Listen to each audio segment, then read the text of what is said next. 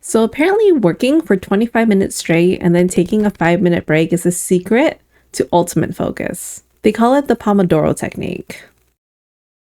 It's also probably a pasta name as well.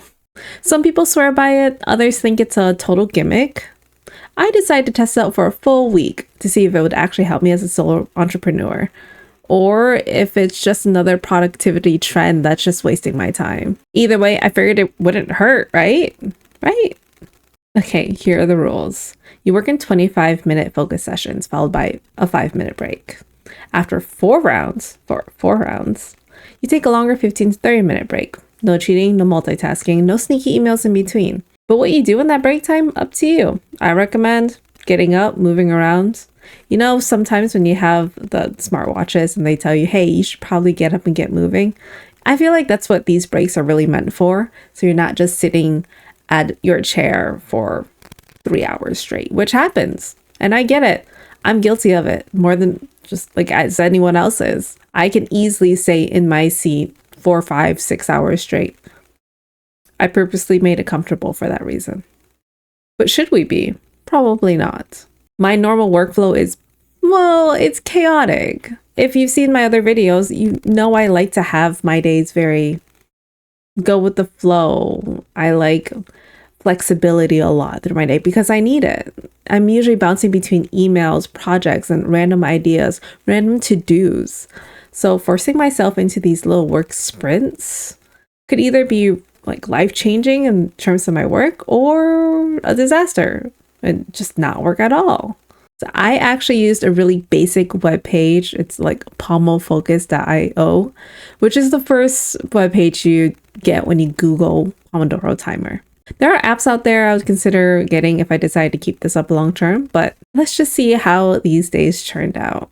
All right, day 1. I realized I would be lucky to get 25 minutes of uninterrupted work time before 3 p.m. So when 7 p.m. came around and I looked to start again, I just had so much on my to-do list left that it just felt overwhelming. Plus, I found it quite difficult to think of how to split my task up and when to run the timer, let alone I just straight up forgot about it a lot because it's not quite a habit for me.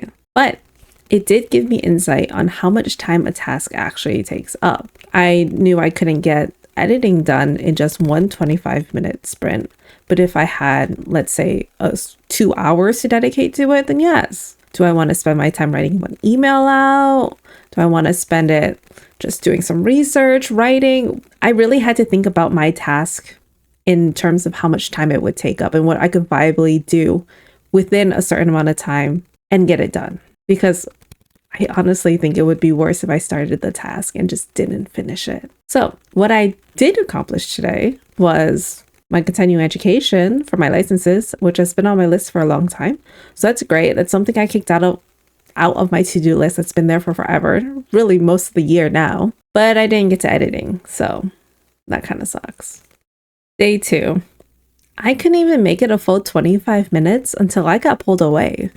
I was never able to go back and start working again, which makes me realize I'm not really clocking enough time in this.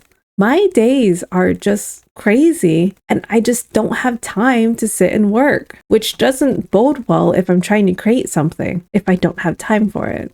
So that was kind of sad realization today, and I need to figure out a way to either be more productive with the time that I do have, the little time that I have, or find a way just to make more time. I need more time in my day, but who doesn't? I did accomplish a little bit of editing, so it wasn't all for nothing. I didn't get nothing done today. We'll call that a win. I got some of a timer on. I got a little bit of work started, and I'll take that. I'll take that for day 2. Day 3.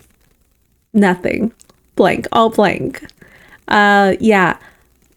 I wasn't even able to turn on my computer, which is how bad today was. That was my own fault because we were celebrating a birthday. So I shouldn't really count it.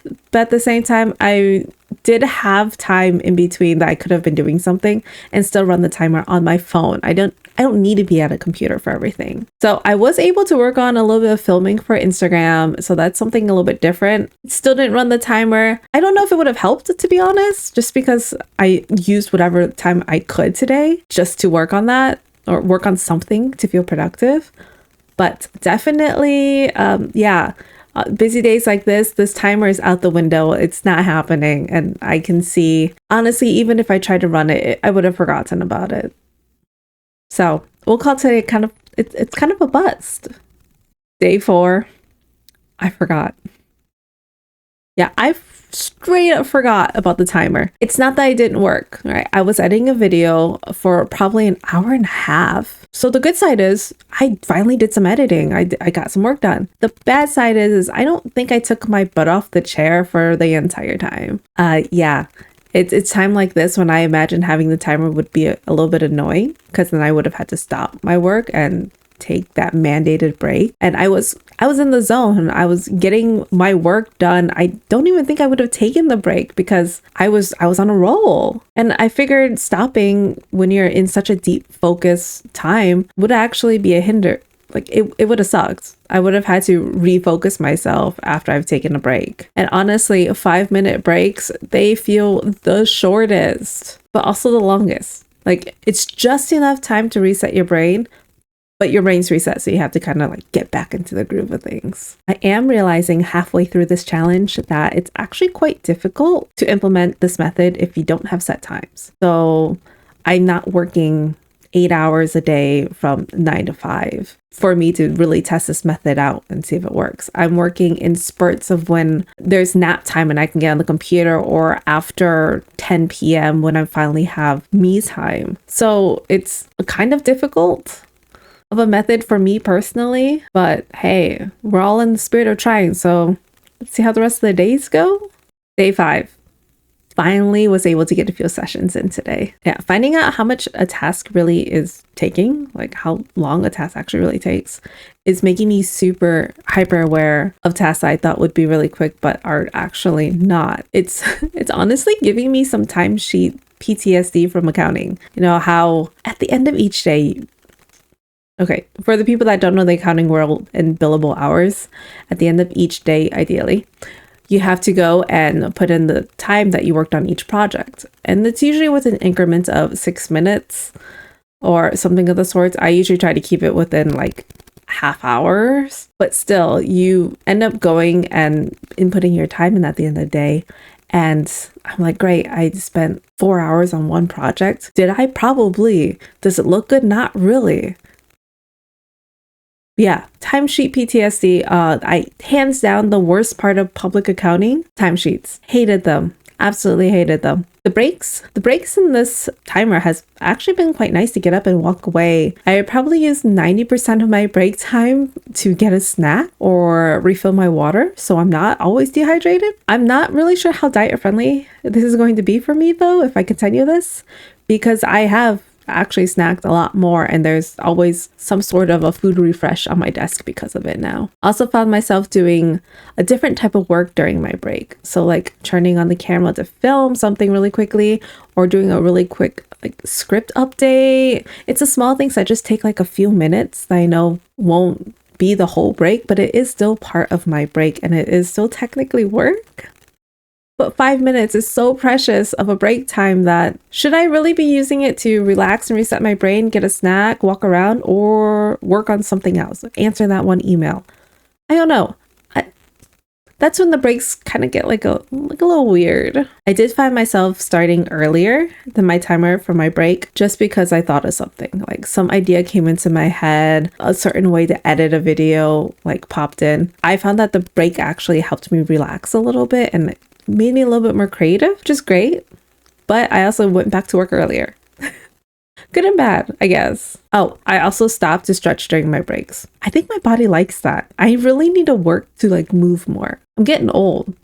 Please remember to stretch if you're, also getting old. Oh, I finally hit a long break, a 30-minute break time. Was it 30 minutes or 15? I don't remember anymore. They were so rare. I could never make it up to this point. I always had the 5-minute break. But I did actually work through it because it kind of reminded me when I was working, and I always ate lunch at my desk anyways. I just worked through lunch because it would allow me to get home 30 minutes earlier. So it gave me a little bit of that vibe. I'm getting too much like corporate PTSD from this already, which is crazy. I didn't think that would happen. I don't think that's the intended effect either. All right, let's go to the next day. Day 6. I forgot to click start again. And what I found out was I completely lost track of time. Like maybe I was sitting for the bell noise to stop working or not. I also got sidetracked super easily, and I can safely say that I did no good deep focus work. I did work equivalent to checking emails, so I did get some admin tasks done out of the way, but it's not what I had planned nor what I really wanted to do. And since I didn't have breaks, my brain took breaks for me in the form of clicking on an ad or just checking my phone. So I can only hope that I'm super productive tomorrow to make up for it, but I think this could have been avoided if I had just clicked the timer and started this had done the experiment the way it's supposed to. So I slacked today. I completely slacked, and I see the effects of it. I see the benefit of having clicked that timer and really focusing on work. I'll take this as like a down day, but it just sucks because now I feel like I didn't get work done. And I could have. So it's just time wasted that hurts. It hurts to see time wasted. Yeah, that's day 6 for you. Day 7 was promising. Using the timer while editing videos, I noticed helped get me less burnt out by the end of it. So I had a really long stretch of time that, when I say long stretch, I give it like 4 hours, right? And I tested this method out fully. I took my breaks. I got through that big 30-minute break in the middle. And I noticed by the end of the long night, when I normally would feel pretty tired out and like drained, I was actually okay. I had the energy to keep going, although it was stupid late. I think it was maybe 3 a.m. at the time. I probably could have kept going, but for my sanity, I didn't. But I like the side. I like the fact that I just wasn't so mentally and physically drained. I'm sitting there probably for 4 hours straight if I didn't have the timer going. Or maybe not. I don't even know if I would have lasted to 4 hours. I might have stopped by like 2 and gotten distracted. So in this case, it actually was really good. It's probably the best experience I've had, and I just needed a good 4-hour length of time to really test it out. I did end up forgetting to start the timer again though by the end of it, but that's okay because I was really in the groove. I got so much done. So proud of myself. The results. On a normal week, I probably get 2 hours of solid work done a day. I know it doesn't sound like a lot. We've talked about my crazy schedule, but with the Pomodoro method, I found that I got a good extra hour in, primarily because I was not distracted on my phone. No distractions. I just powered through and worked just a little bit more. I was just that much more focused, and I call that a win because it did what it's supposed to do, and that is to make me more productive. So I give it a thumbs up.